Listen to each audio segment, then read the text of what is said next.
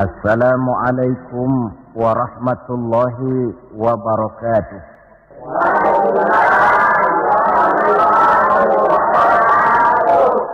Alhamdulillah, alhamdulillahilladzi asra bi'abdihi laylan minal masjidil haram ilal masjidil aqsa. Wassalatu wassalamu ala sayyidina Muhammadin alladzi kanat hasanatuhu la tuhsa wa ala alihi wa ashabihi ahli sidqi wat tuqa, amma ba'du. Saudara-saudara hadirin yang berbahagia,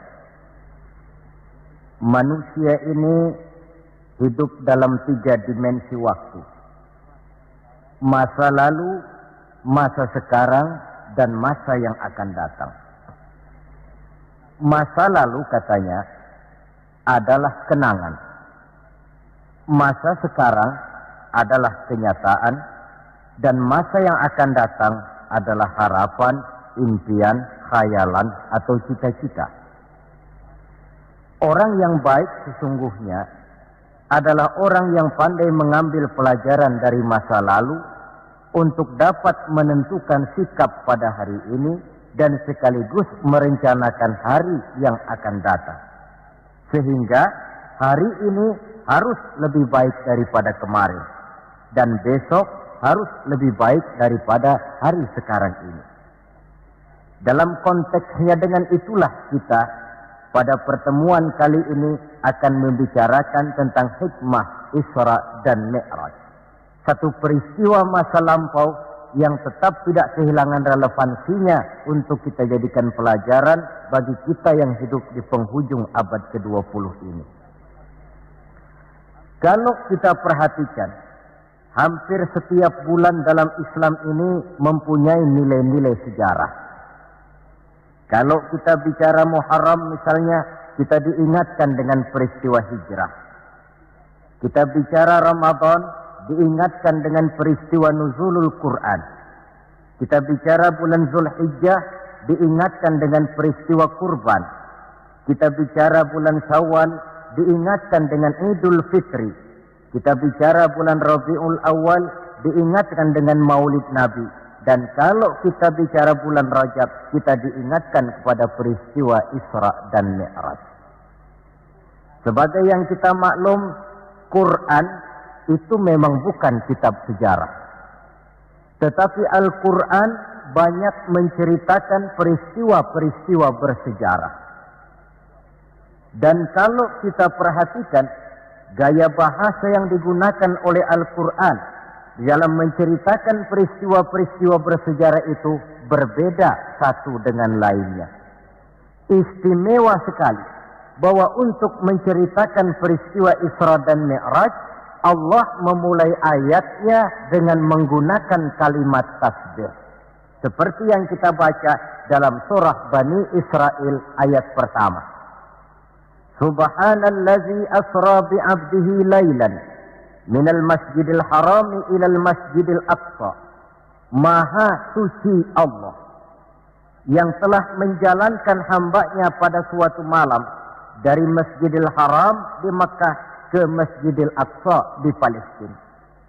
Mari kita coba dekati ayat ini per kalimat untuk memudahkan pengertian kita di dalam memahami peristiwa Isra dan Mi'raj ini. Ayat ini dimulai dengan kalimat Subhanallazi. Dalam ilmu balaghah, kalimat semacam ini disebut dengan kalimat ijaz, yaitu kalimat yang redaksinya ringkas namun isinya padat. Di situ ada kata yang tersirat, yakni lafzul jalalah, sehingga asli kalimatnya Subhanallahillazi, maha suci Allah, dan ini disebut dengan kalimat tasbih. Banyak peristiwa-peristiwa bersejarah yang diceritakan dalam Al-Quran, tetapi jarang yang diawali dengan kalimat tasbih. Al-Quran menceritakan bagaimana Allah menciptakan Nabi Adam, tidak dimulai dengan kalimat tasbih. Al-Quran menceritakan bagaimana Fir'aun dan bala tentaranya ditenggelamkan di Lautan Merah, itu kejadian hebat tidak dimulai dengan kalimat tasbih. Pun Al-Quran menceritakan bagaimana umatnya Nabi Saleh, umatnya Nabi Hud dan lain sebagainya yang ditelan gempa bumi, ditiup angin topan, seluruhnya diceritakan dalam Al-Quran, tetapi tidak satu pun yang dimulai dengan kalimat tasbih. Istimewa untuk menceritakan Isra dan Mi'raj ini, Allah memulai ayatnya dengan kalimat tasbih. Subhanallazi, maha suci Allah. Maha suci dari segala kelemahan. Maha suci dari segala kekurangan. Maha suci dari segala ketidakmampuan. Allah mempertaruhkan kesuciannya untuk menjamin kebenaran peristiwa Isra dan Mi'raj. Dan sebagai pertanda, Isra dan Mi'raj bukan sekedar peristiwa biasa, tetapi Isra dan Mi'raj adalah peristiwa yang amat sangat luar biasa. Sampai Allah memulai ayatnya dengan menggunakan kalimat tasbih. Apa hikmah yang bisa kita ambil dari kalimat tasbih ini? Saudara, kita tahu di dalam agama kita ini kan ibadah macam-macam. Ada ibadah yang berat dan modalnya juga besar. Membangun masjid berat dan perlu biaya besar. Melaksanakan ibadah haji berat dan perlu biaya besar menurut umumnya ukuran ekonomi bangsa kita. Ini jenis ibadah yang berat dan perlu modal besar. Lalu ada pula ibadah itu yang berat tapi modalnya ringan. Seperti puasa. Puasa itu kan berat, puasa itu. Bukan menahan lapar dan hausnya yang berat, tetapi esensi puasa itu sendiri, yakni kemampuan mengendalikan nafsu. Kita ini kan kalau sedang puasa, lapar sih tahan, tapi marah kadang-kadang nggak tahan. Haus tahan, tapi ngomongin orang kadang-kadang nggak tahan. Padahal di situ esensi puasa, kemampuan mengendalikan nafsu. Dia ibadah yang berat, tapi modalnya ringan. Modal paling penting niat. Sahur itu kan hukumnya sunnah muakkadah. Yang wajib itu niatnya. Ini jenis ibadah yang berat tapi modalnya ringan. Lalu ada pula ibadah itu yang ringan, modalnya pun ringan. Agama menyebutnya dengan kalimatut thayyibah. Ucapan-ucapan yang baik yang dibanyak diajarkan oleh agama kita. Bertemu teman, assalamualaikum, ibadah. Memulai pekerjaan, bismillahirrahmanirrahim, ibadah. Melihat sesuatu yang hebat, masya Allah. Melihat sesuatu yang luar biasa, subhanallah. Terkejut, astaghfirullah. Mendapat nikmat, alhamdulillah. Terkena musibah, inna lillah wa inna ilaihi raji'un. Ibadah dengan modal yang ringan berupa mengucapkan kata-kata yang baik yang banyak diajarkan oleh agama kita. Ini kan ringan. Orang tidak perlu syarat toharoh, orang tidak punya wudhu itu istighfar boleh, tidak punya wudhu itu baca sholawat boleh, membiasakan ucapan-ucapan yang baik di dalam kehidupan. Itu hikmah yang kita ambil dari kalimat subhanallah. Kalimat selanjutnya asra. Maha suci Allah yang telah menjalankan. Asal kalimat asra ini sara yasiru. Lalu dibentuk dalam bentuk majhul menjadi asra yusri isra'an. Maha suci Allah yang telah menjalankan. Segera nampak dari ayatnya, saudara-saudara, bahwa dalam peristiwa Isra dan Mi'raj itu yang aktif sebenarnya Allah. Nabi pasif. Allah yang menjalankan, Nabi yang dijalankan. Orang dijalanin tentu terima beres, namanya juga dijalanin. Maka tidak heran kalau beliau berangkat dari Mekah kemudian menuju Masjidil Aqsa di Palestina.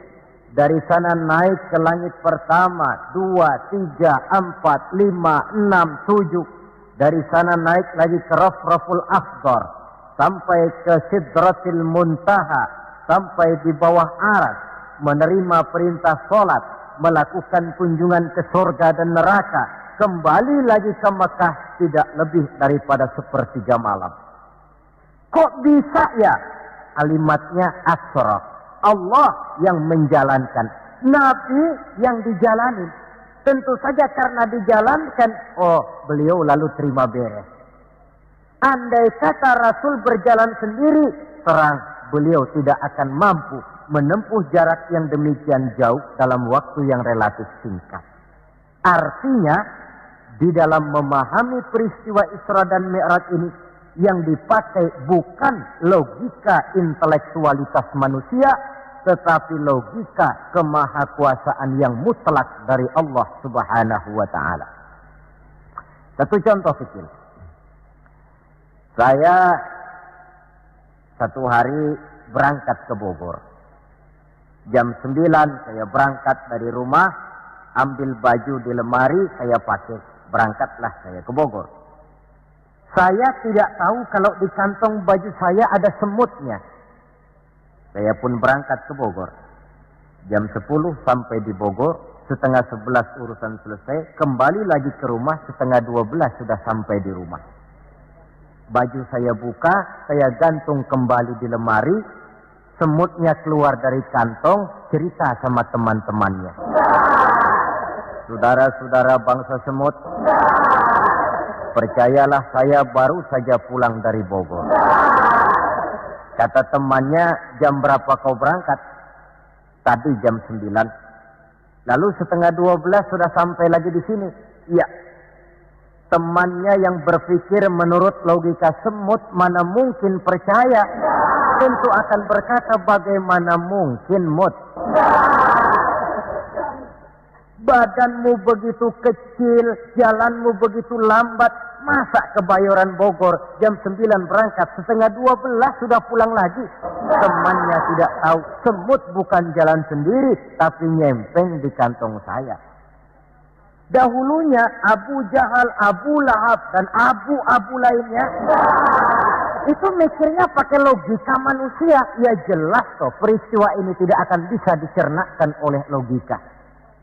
Karena itu kalau sedikit orang mau merenungi ayatnya, tidak terlalu sulit memahami Isra dan Mi'raj. Dia kehendak Allah, bukan kehendaknya Rasulullah Sallallahu Alaihi Wasallam.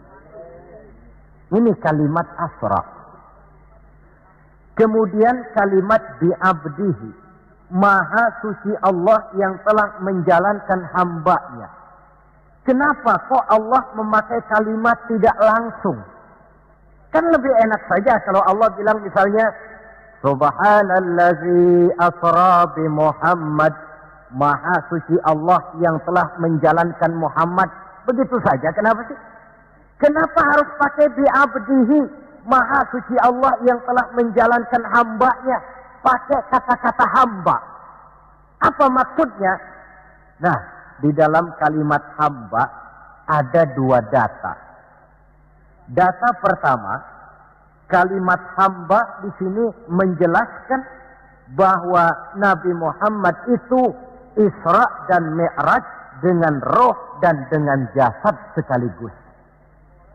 Sebab apa? Orang hanya dipanggil hamba kalau punya roh dan punya jasad. Jasad tanpa roh namanya mayit. Roh tanpa jasad gentayangan, mungkin namanya pocong. Orang dipanggil hamba tentunya lengkap jasad dan roh sekaligus.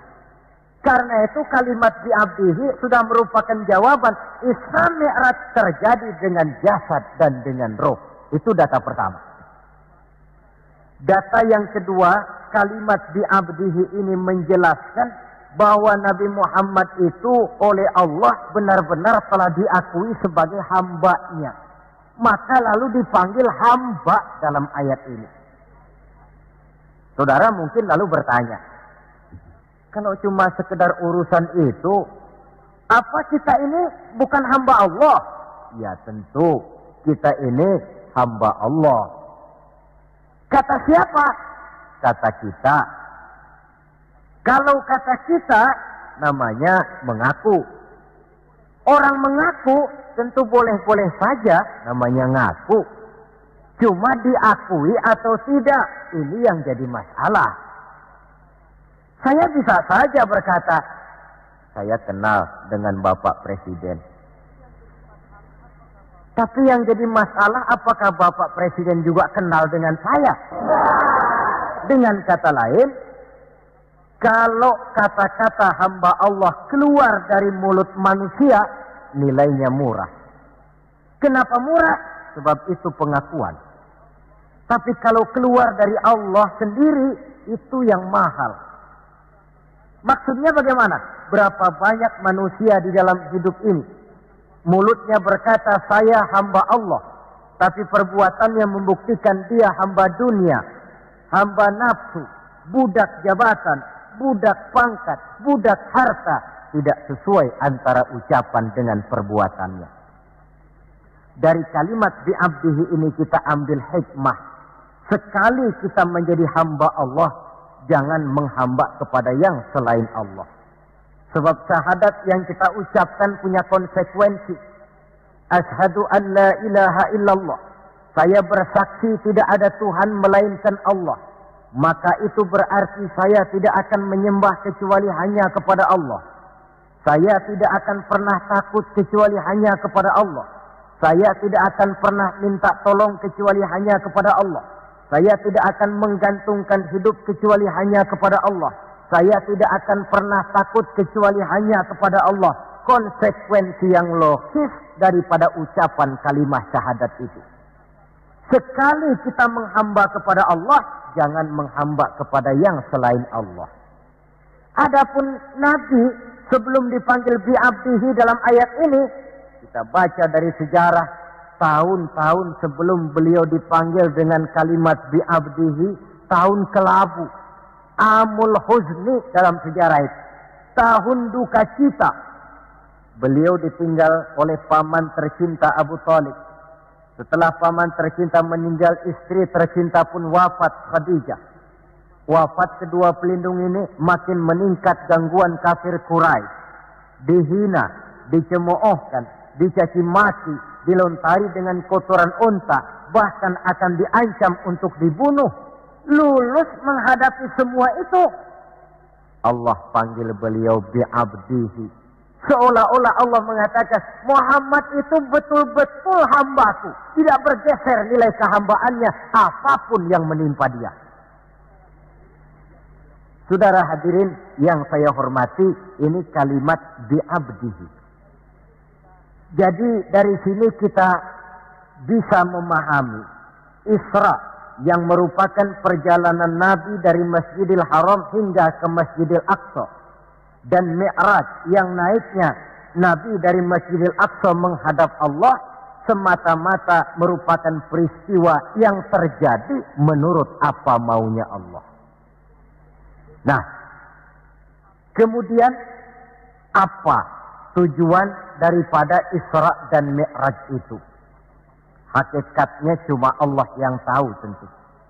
Namun kalau kita lihat di penghujung ayatnya, kita akan menemukan kalimat linuriyahu min ayatina. Keseluruhan perjalanan yang ajaib itu, sejak berangkat sampai kembali, tujuannya linuriyahu min ayatina. Untuk kami perlihatkan kepada Nabi Muhammad itu sebagian kecil daripada tanda-tanda kebesaran kami. Untuk disampaikan kepada umatnya dan kemudian menjadi pelajaran di dalam mengarungi kehidupan.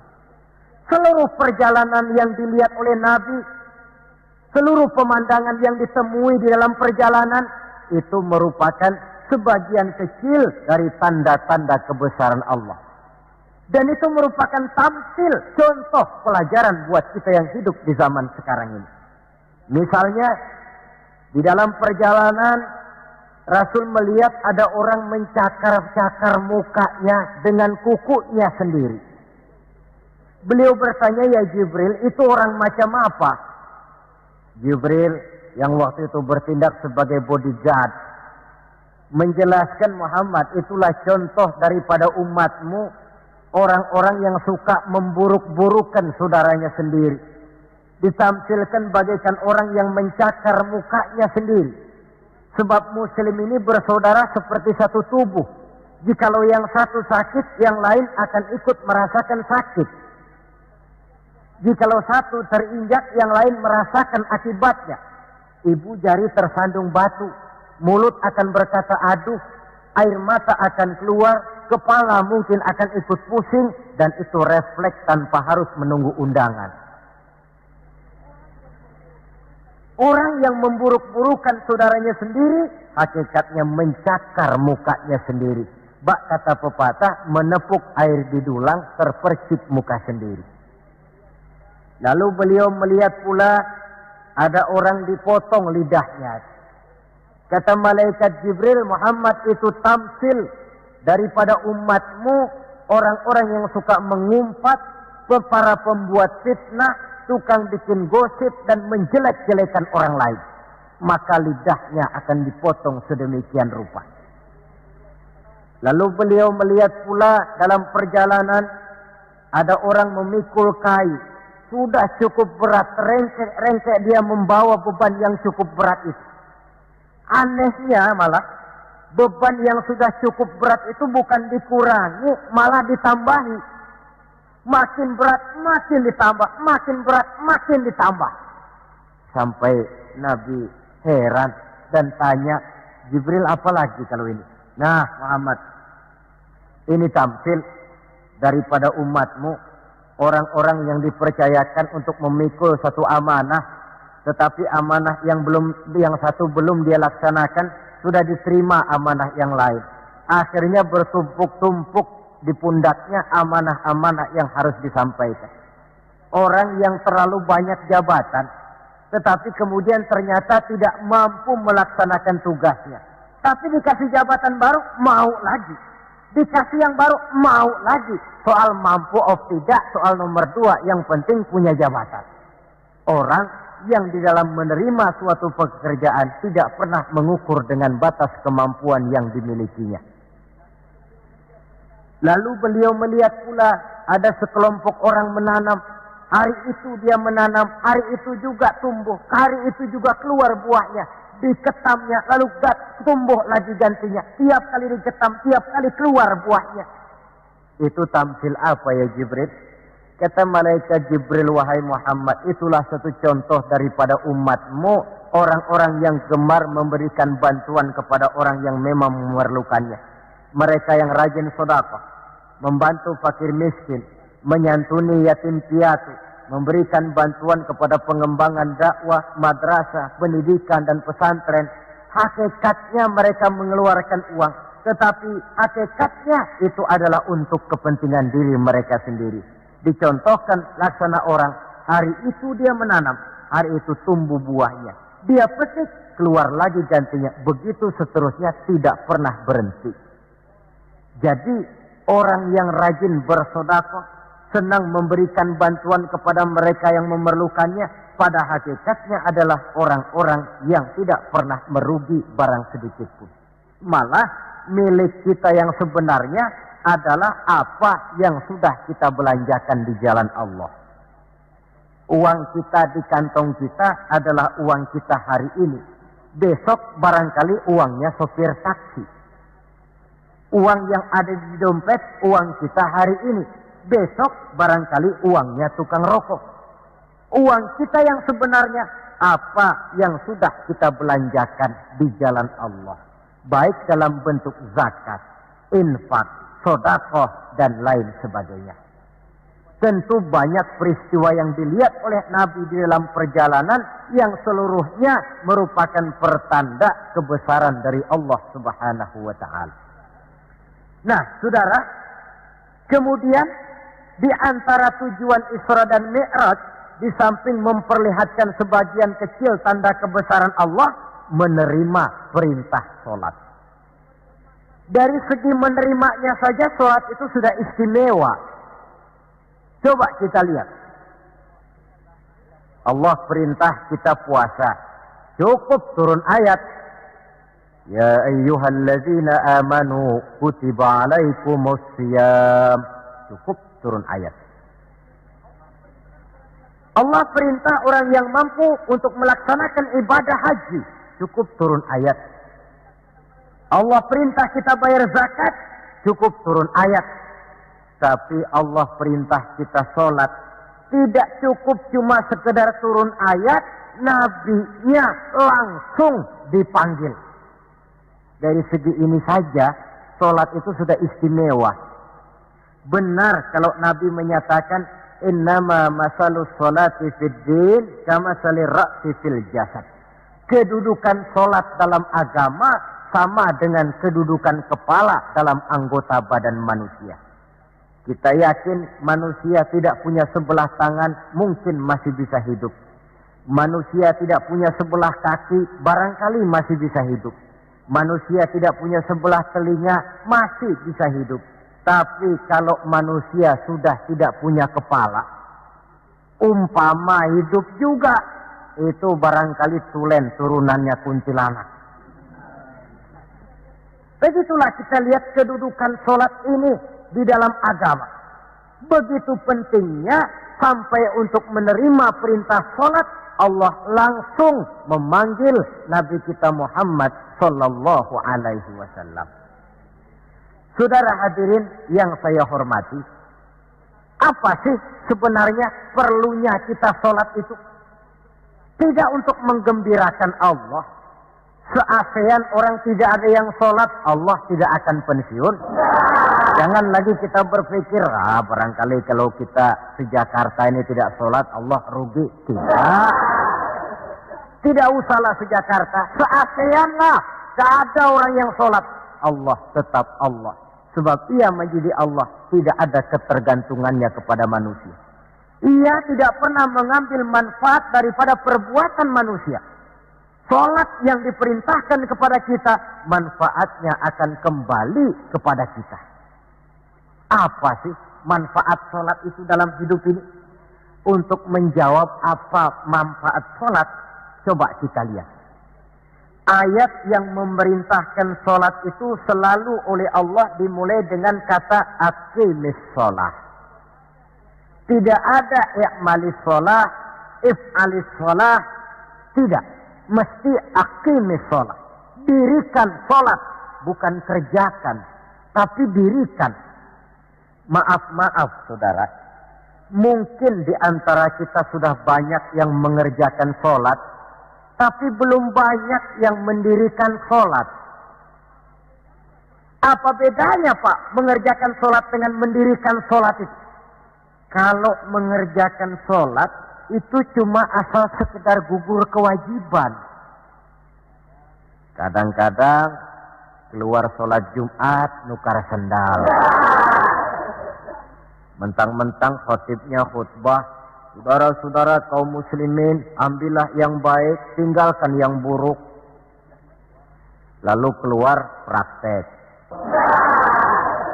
Padahal sholat, di situ kita lihat bahwa orang macam ini sebenarnya hanya sekedar baru mengerjakan sholat, belum mendirikan sholat.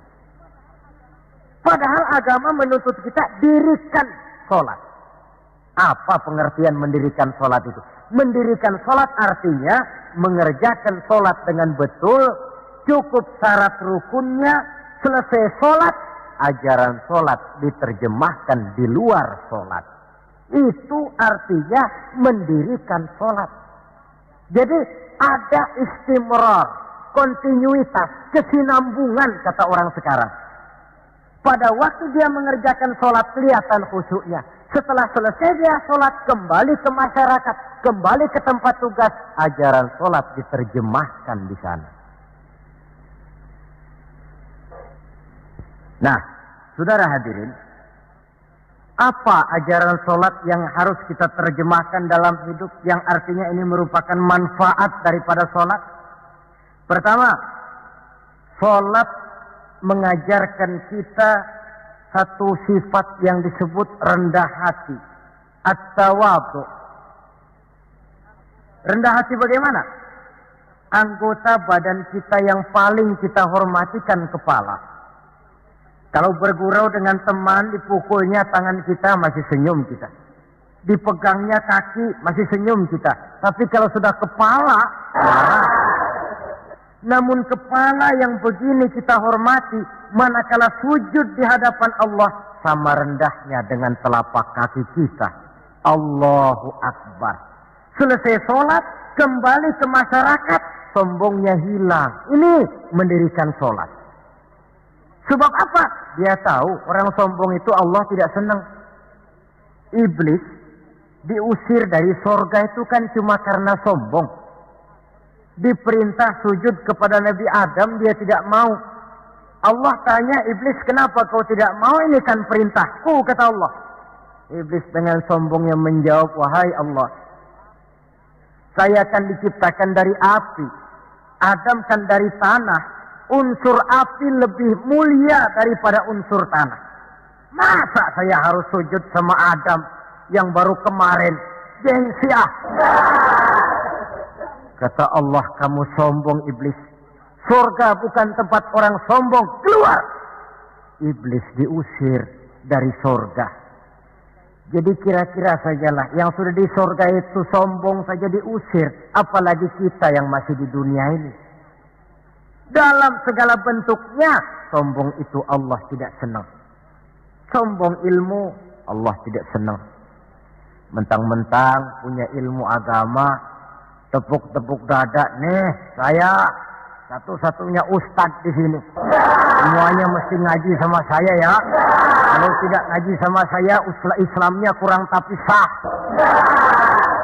Sombong dengan ilmu. Sombong harta, ibu-ibu, Allah juga tidak senang. Sombong pangkat pun demikian juga, yang wajar-wajar sajalah kita dalam hidup. Tawadhu. Yang kedua, sholat mengajarkan kita untuk ikhlas. Berbuat tanpa pamrih. Kalau sudah Allahu Akbar, itu sudah karena Allah.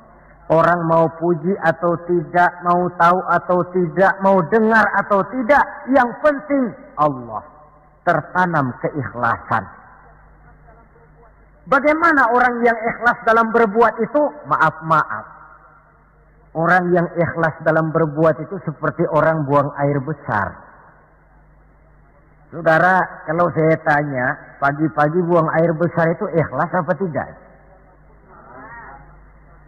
Walaupun malam saudara habis makan enak, sate, opor ayam, buahnya anggur, apel, besok pagi dibuang, ikhlas. Tidak pernah ditengok-tengokin. Begitu jatuh lalu dilihat, ini jangan-jangan satenya ini, tidak. Sudah jatuh ya sudah, kurelakan di kau pergi. Berbuat tanpa pamrih, yang penting Allah. Ini mendirikan sholat.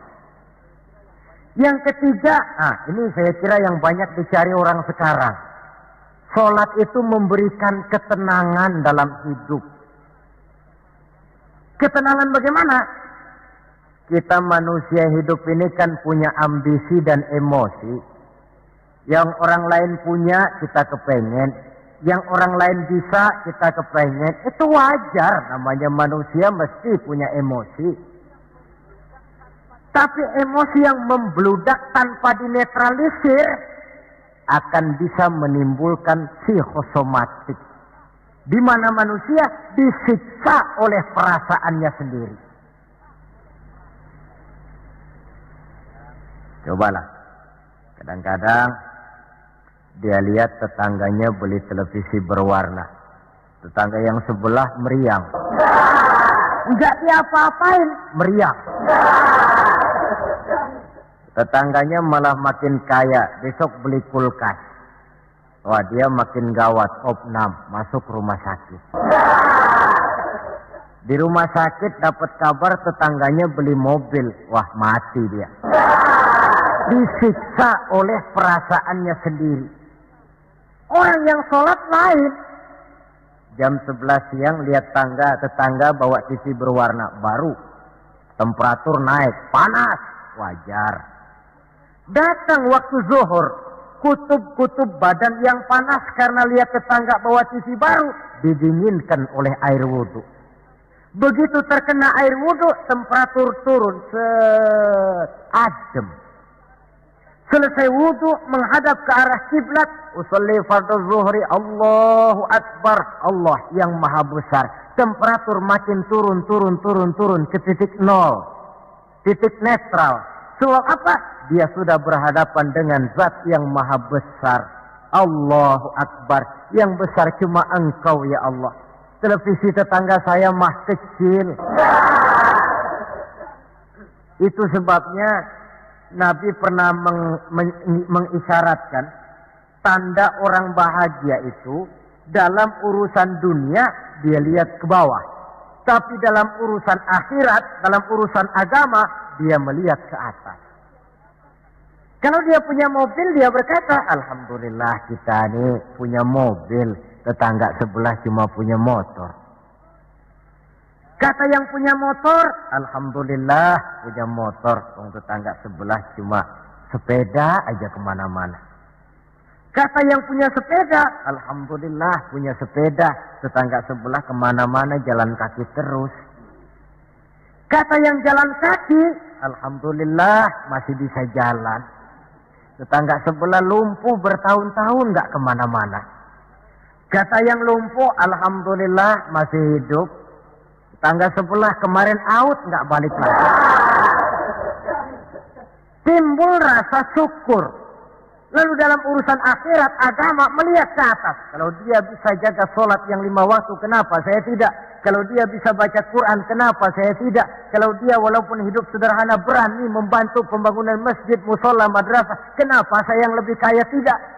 Timbul keinginan untuk mencontoh. Mencontoh orang dalam ibadah menimbulkan kepuasan batin. Sebaliknya, mencontoh orang dalam urusan harta menimbulkan rasa penasaran, hasud, dengki, tidak senang melihat orang lain mendapat nikmat, dan paling akhir disiksa oleh perasaannya sendiri. Ketenangan dalam hidup, ketenangan dalam rumah tangga tercipta karena sholat. Cobalah, kalau seorang istri, suami ahli sholat, istrinya sholat, jam 4 bangun, dibangunkan istrinya, bu, mari sudah menjelang subuh, ayolah kita ambil air wudhu, berangkat. Selesai dia ambil air wudhu, dia sunnah qobliyahnya 2 rakaat. Kalau dekat ke musola masjid, jamaah ke musola masjid. Kalau jauh, jamaah di rumah. Nikmat rumah tangga muslim itu. Si suami jadi imam, istri jadi makmum. Suami takbir, istri takbir. Suami ruku, istri ruku. Suami sujud, istri sujud. Selesai sholat, assalamualaikum warahmatullah, assalamualaikum warahmatullah. Si istri mencium tangan suaminya, bang, kalau tadi siang banyak dosa saya, maafkan bang. Nikmat rumah tangga muslim tercipta karena sholat. Satu hari bertengkar, yang cengcong, hang heng hong, ribut suami. Datang waktu zuhur, kata suaminya, bu, waktu zuhur sudah datang. Pertempuran kita hentikan sebentar. Gencatan senjata mulai. Ayo kita sholat. Ayo, kau jadi imam lah. Suami jadi imam, istri jadi makmum. Biar monyong-monyong dikit, sholat. Sholat, assalamualaikum warahmatullah, assalamualaikum warahmatullah. Si suami menoleh ke belakang.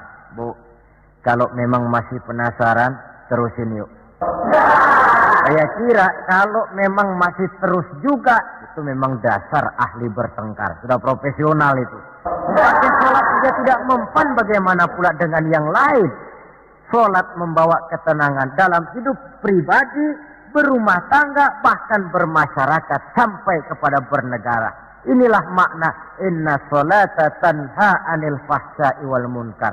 Sholat yang didirikan dengan betul mampu mencegah manusia daripada perbuatan yang keji dan munkar. Saudara hadirin yang saya hormati, dengan demikian maka sholat adalah keperluan kita, bukan keperluannya Allah. Dan waktunya sudah diukur sedemikian rupa. Coba lihat, antara subuh dengan zuhur itu intervalnya panjang. Sebab apa? Allah juga tahu di situ jam-jam sibuk.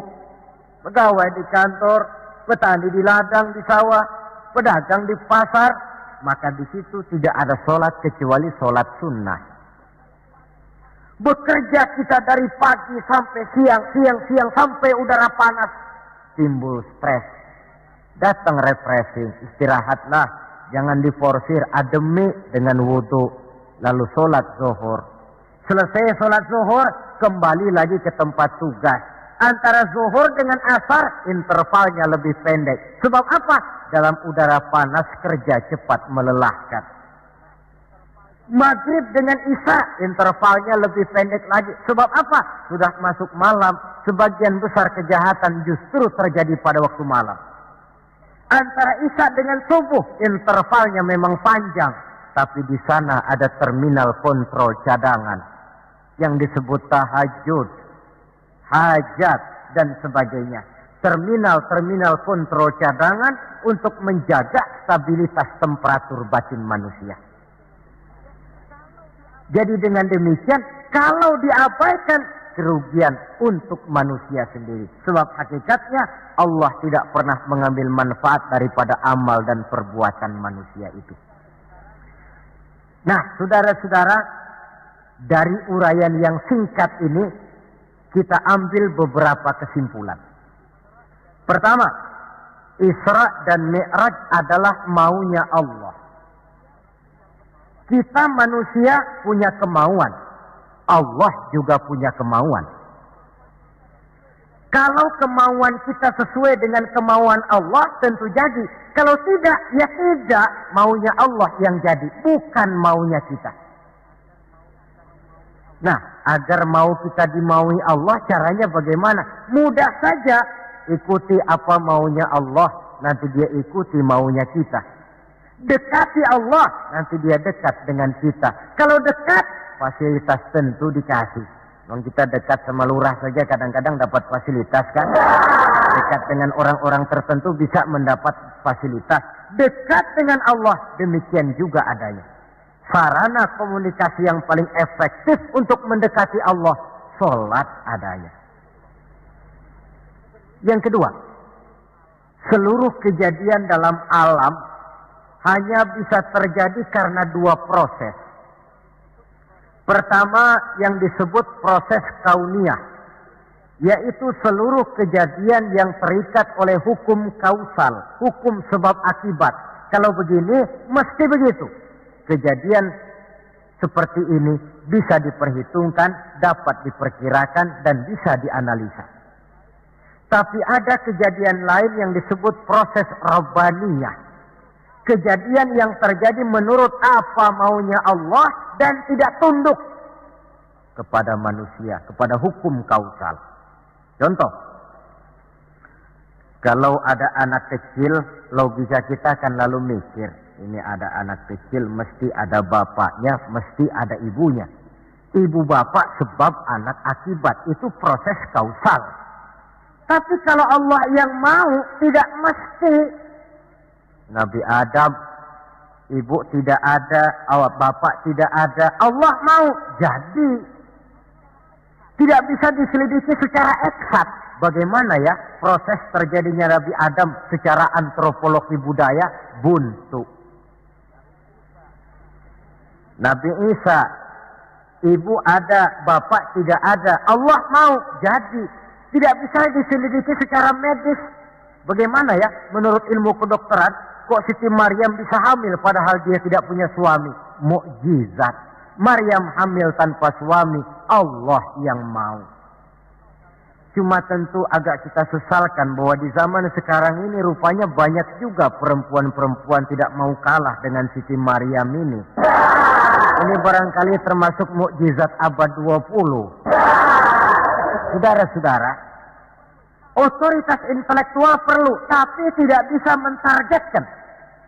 Beberapa tahun yang lalu, Direktorat Vulkanologi itu sibuk mengawasi 2 buah gunung berapi yang dianggap bahaya kelas 1 dan setiap saat bisa meletus.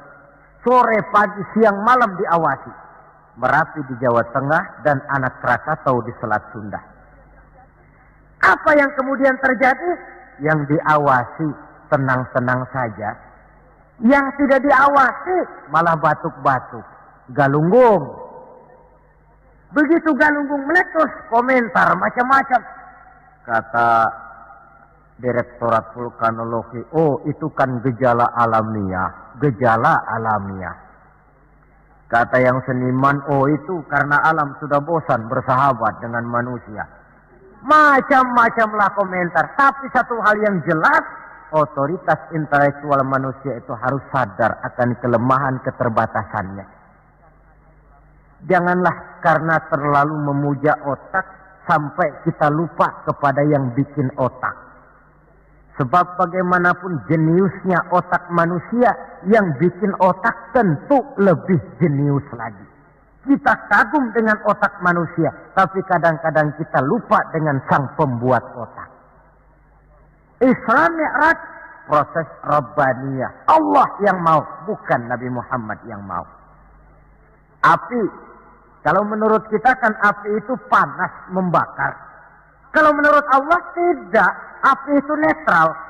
Netral bagaimana? Terserah maunya Allah. Kalau dia mau api panas, ya panas. Kalau tidak, ya tidak. Panas dan tidaknya bukan untuk manusia, bukan untuk Allah, tetapi untuk manusia. Maka Nabi Ibrahim pada waktu oleh Raja Namrus dilempar ke kobaran api yang menggunung, seujung rambut pun dia tidak terbakar. Sebab apa? Ketika dia hampir jatuh ke dalam api, Allah berkata kepada api, ya naru kuni bardan wa salaman ala Ibrahim. Hai api, dirilah kamu, selamatkan Ibrahim. Api tunduk kepada maunya Allah, seujung rambut pun Nabi Ibrahim tidak terbakar, malah kedinginan di tengah kobaran api. Kasus macam ini tidak bisa diselidiki secara eksakt. Bagaimana kok Nabi Ibrahim itu enggak kebakaran di dalam api? Oh, barangkali baca ayat itu tuh yang tadi itu. Saudara boleh coba. Bacalah, ya narukuni bardan wa salaman alayya. Masuk saudara ke dalam api, insya Allah mateng. Kalau potongan kita, sebab yang kita mau itu belum tentu Allah mau. Kalau yang kita mau Allah mau, tentu jadi. Kalau tidak, tidak. Isra Mi'raj sekali lagi, peristiwa Rabbaniyah dan bukan peristiwa kauniyah. Logika di dalam memahaminya bukan logika intelektual, tetapi logika kemahakuasaan yang mutlak dari Allah Subhanahu wa ta'ala. Yang ketiga, marilah kita berusaha agar setiap gerak hidup dalam dunia ini bernilai ibadah. Sekurang-kurangnya berupa ucapan-ucapan yang baik. Bukankah yang namanya ibadah itu ya sholat ibadah, puasa ibadah, zakat ibadah, haji ibadah. Tapi tidak terbatas kepada hanya sekedar itu. Membangun rumah sakit, membangun sekolah, membangun panti asuhan yatim piatu, itu keseluruhannya merupakan ibadah. Sekurang-kurangnya ibadah dalam bentuk ucapan-ucapan yang baik, yang menyenangkan orang dan berpahala kita mengucapkannya. Ini tidak terlalu sulit dan bisa kita praktekkan di dalam kehidupan sehari-hari. Begitu pentingnya soal ucapan, sampai dalam satu ayat Allah menjelaskan, wa qaulun ma'rufun khairun min shadaqatin yatba'uha adza. Ucapan yang baik itu lebih disukai Allah daripada sedekah tapi menyakitkan hati orang yang menerimanya. Sedekah itu pahalanya besar tentu, tapi kalau menyakitkan hati orang yang menerima, lebih baik ngomong yang enak-enak sajalah. Termasuk ini kalimatut thayyibah, ucapan yang baik. Yang keempat, marilah kita menjaga stabilitas kita sebagai hamba Allah. Miskin hamba Allah. Jadi orang kaya tetap hamba Allah. Orang biasa hamba Allah. punya pangkat, jabatan, kedudukan, tetap hamba Allah. Dalam keadaan bagaimanapun posisi kita, nilai kehambaan jangan bergeser adanya. Yang kelima, Isra Mi'raj sesungguhnya merupakan batu ujian. Setelah terjadi peristiwa Isra Mi'raj, kelihatan mana yang loyang, mana yang emas, mana yang batu kerikil, mana yang mutiara dan intan. Setelah terjadi Isra dan Mi'raj, yang beriman makin mantap imannya, yang ragu-ragu makin kembali malah kepada kekafiran, yang memang sudah kafir makin menghebat kekafirannya. Rombongan pertama yang makin mantap imannya diwakili oleh Abu Bakar Siddiq. Sehingga ketika diceritakan orang kepadanya, wahai Abu Bakar, sahabatmu Muhammad itu sudah gila dia. Gila bagaimana? Masa dia cerita katanya tadi malam dia dari Masjidil Aqsa, lalu sekarang sudah ada di Mekah lagi. Betul dia cerita macam itu? Betul. Saudara, kalau memang Muhammad yang cerita macam itu, jangankan cuma sekedar sampai Masjidil Aqsa di Palestina, lebih daripada itu pun kalau dia yang memang betul cerita, saya percaya. Makin mantap. Yang ragu-ragu malah ada yang kembali kepada kekufuran. Yang kafir malah makin menghebat kekafirannya. Maka Isra Mi'raj merupakan ujian bagi umat untuk menyaring, merupakan filter mana umat Nabi yang benar-benar yakin dengan iman, dan mana yang setengah-setengah, dan mana yang murtad, kemudian mana yang ingkar dan kafir. Oleh karena itu, hakikatnya kejadian apapun yang kita alami dalam hidup, hendaklah berlaku seperti Nabi Sulaiman alaihi salam. Diberikan beliau kekuasaan, diberikan pengetahuan, diberikan harta yang banyak. Atas semua itu, beliau hanya berkata, "Hadza min fadli Rabbi liyabluwani aashkuru am akfur." Semua ini, kekuasaanku, hartaku, ilmu pengetahuan yang diberikan kepadaku, ini cuma sekedar karunia untuk menguji diriku, adakah aku bersyukur karenanya atau malah aku menjadi ingkar karenanya. Maka bersyukurlah kita yang hidup di satu zaman yang jauh dari zamannya Rasulullah. Kita belum pernah berjumpa dengan beliau, belum pernah mendengar suara beliau, tidak melihat gerak langkah di perjalanan beliau. Entah kita beriman dengan peristiwa Isra dan Mi'raj ini. Jauh lebih beruntung daripada orang-orang yang langsung ditongkrongi Nabi. Mereka melihat wajah Nabi, mendengar Nabi membaca wahyu, melihat mukjizat, tetapi mereka tidak juga mau beriman. Nilai-nilai iman ini kalau tidak kita pelihara dan kita syukuri, akan bisa bergeser, ditelan oleh segala macam godaan dan cobaan yang kita hadapi di dalam perjalanan hidup ini. Saudara-saudara hadirin yang saya hormati, dengan begitu maka Isra dan Mi'raj dengan segala kejadian yang ada di dalamnya, sekali lagi merupakan bukti kemahakuasaan yang mutlak dari Allah dan kelemahan serta keterbatasan dari kemampuan yang dimiliki oleh manusia.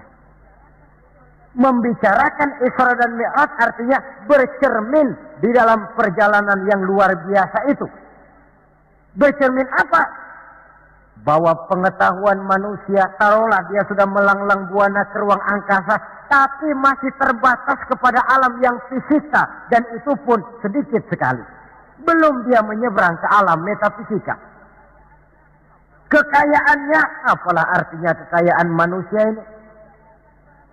Jabatan barangkali, kita semua sadar bahwa pangkat yang paling tinggi sebenarnya kan pensiun. Titel yang paling akhir tidak lain adalah almarhum. Setiap kita akan berjalan ke arah itu, sehingga tidak terkena apa yang diingatkan Allah. Kalla innal insana la yatgha ar-ra'ahu istaghna. Manusia itu mudah lupa diri manakala melihat dia sedikit mampu, kaya, berkuasa, pandai, mudah lupa diri. Cobalah lihat Berapa banyak orang-orang yang tadinya sudah adil, berjuang menegakkan keadilan, namun di tengah jalan dia bisa berbalik meluncur menjadi orang yang justru menginjak-injak keadilan itu sendiri. Berapa banyak orang-orang yang tadinya sudah benar, berjuang menegakkan kebenaran, atau sekurang-kurangnya berniat untuk membela kebenaran, tapi di tengah jalan dia bisa berbalik menjadi orang yang justru hanya mau benar sendirian, walaupun tidak benar bagi orang lain. Wa idza massal insana durru da'ana li janbihi aw qa'idan aw qa'ima falamma kashafna anhu durrahu marra ka'an lam yad'una ila durrin massahu. Kalau manusia ditimpa kesulitan, dia bermohon kepada Allah supaya dihilangkan kesulitan, baik pada waktu berdiri, sambil berbaring, sambil tidur. Manakala kesulitan sudah dihilangkan, marra ka'an lam yad'una ila durrin massahu, dia pun berjalan dengan sombongnya, seolah-olah belum pernah minta tolong kepada Allah. Ini kecenderungan manusia. Itulah sebabnya yang terakhir sekali dari pembicaraan kita kali ini, puncak kebahagiaan seorang muslim tidak lain adalah bertemu Allah. Bagaimanapun nikmatnya masuk surga, kalau diukur dengan bertemu Allah, masih jauh lebih nikmat bertemu Allah. Nabi di puncak perjalanan Mi'raj bertemu Allah. Tapi pertemuan itu diawali dengan berbagai macam cobaan, ujian, fitnahan, sampai kepada ancaman akan dibunuh. Paling akhir beliau mendapat perkenan bertemu Allah. Puncak kebahagiaan hidup yang belum pernah diberikan kepada seorang pun manusia, baik sebelum atau sesudah beliau. Jadi begitulah seperti pepatah bilang, habis gelap mesti terbit terang. Inna ma'al usri yusra. Di balik segala kesulitan itu, insya Allah akan menunggu kemudahan.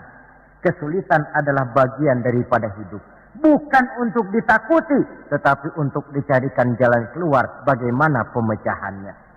Saudara, inilah pembicaraan kita pada pertemuan ini. Walaupun selintas, mudah-mudahan bisa memberikan gambaran tentang Isra dan Mi'raj yang pada gilirannya akan memperkuat nilai-nilai keimanan kita dalam rangka melaksanakan apa yang diperintah Allah dan menjauhi apa yang dilarangnya. Terima kasih banyak atas perhatian saudara. Mohon maaf atas segala kekurangan. Usikum wa iyaya bitaqwallah. Wassalamualaikum warahmatullahi wabarakatuh.